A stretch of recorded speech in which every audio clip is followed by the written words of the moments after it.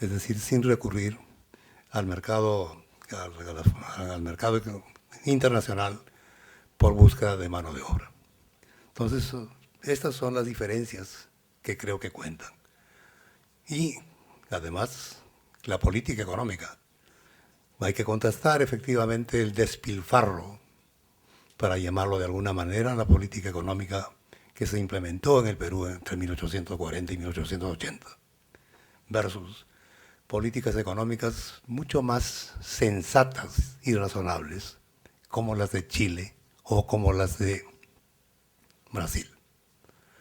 Porque a propósito de las consecuencias de la independencia, estas no son solamente económicas, son políticas, ¿verdad?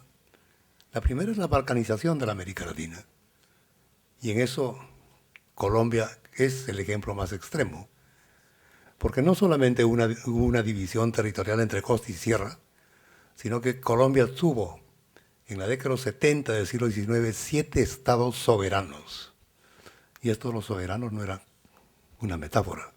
Cada estado soberano tenía su presidente, su constitución, su bandera, sus fuerzas armadas y su moneda, si es que uno entiende que el símbolo de la soberanía por excelencia es justamente la moneda. Bueno, entonces, de otro lado, y con esto termino, es muy fácil efectivamente, o relativamente fácil entender el proceso económico de la América Latina después de 1850, en la medida en que está anclada en el mercado internacional. Pero no toda la economía fue una economía volcada al mercado internacional, por lo menos hasta 1850. Y desafortunadamente los registros para el análisis de este tipo de experiencias son muy pobres, porque como lo dijo el viejo Vítor Kula hace muchísimo tiempo, los empresarios cuentan efectivamente cuando hay expectativas o costos de oportunidad. Pero como en la sierra peruana, tomen por favor el libro de Niels Jacobsen, que se acaba de publicar sobre Puno. Ese libro, al fin, se publicó hace 30 años que la versión inglesa circula. Bueno, ahí cualquier terrateniente de Puno tenía de partida todas las posibilidades de ganar.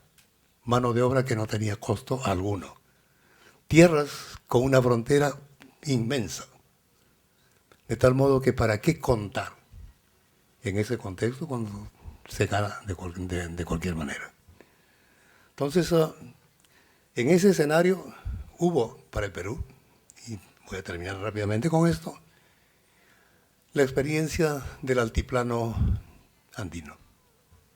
Es decir, el Perú, antes de exportar guano, lo único que exportaba era efectivamente la poca plata que provenía del Cerro de Pasco, llamada no por casualidad la Nueva Potosí, y por cierto del norte o de las minas de plata de Guantajaya en Puno.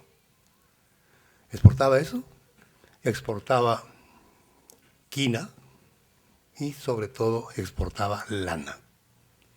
La lana de los auquénidos del altiplano peruano.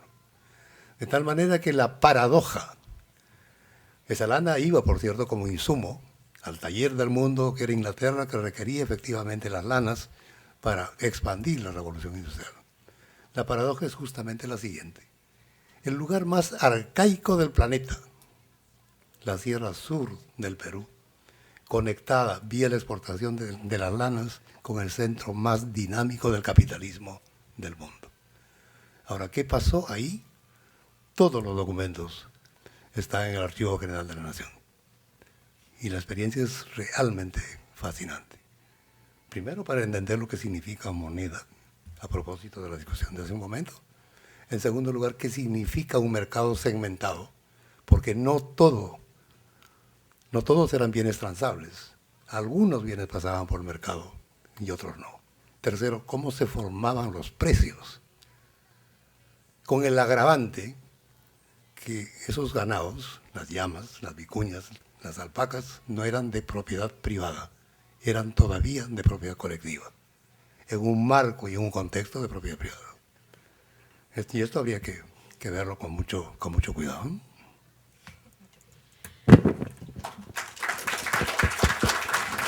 queremos agradecer primero a todos los ponentes, a ustedes por su asistencia e invitarlos a estar pendientes en la siguiente reunión de los Jueves Historiográficos. Muchísimas gracias. Damos por terminada la sesión. Muchas gracias.